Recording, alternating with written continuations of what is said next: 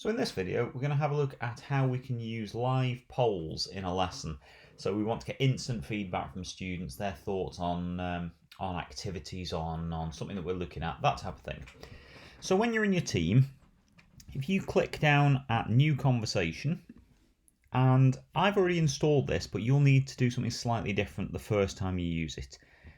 So if you click on the three dots, and you'll see something that's called Polly. If you don't see it there, then just search for it, Polly, Polly. Once you've installed it, it's very self-explanatory. You just literally click on it and it'll add itself to your team. And then you'll see that you've got this icon, Polly. If I click on the Polly icon, then I can create a new poll. So I'm going to create a new one here. And I've got choices, how many questions I'd like. I'm just going to do one question at the moment.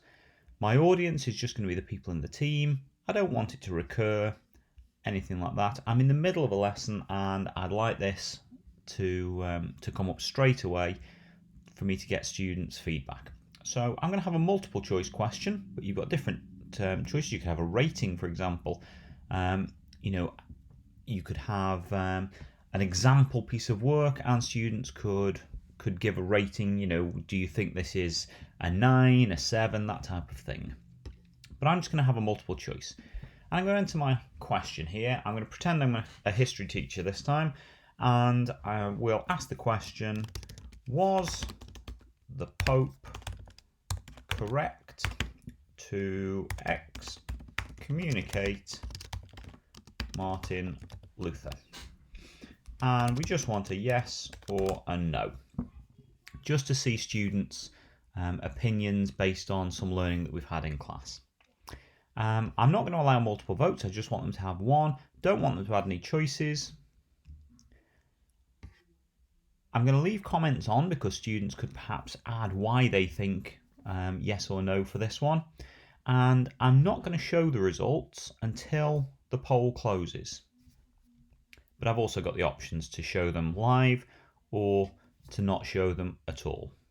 And I'm not going to have it as non-anonymous because I'd like to know what each student thinks, but if it was something different, I might have it as an anonymous poll. And all I'm going to do then is preview.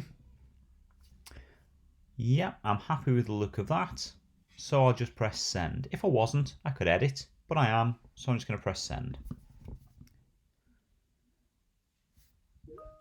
And the students get notified, and there's the poll. Was the Pope correct to excommunicate Martin Luther? And depends whether they think yes or no. I'll put yes this time. Doesn't reflect anything because I can't remember all the details about that. But I'm going to press yes, and I'm going to submit vote.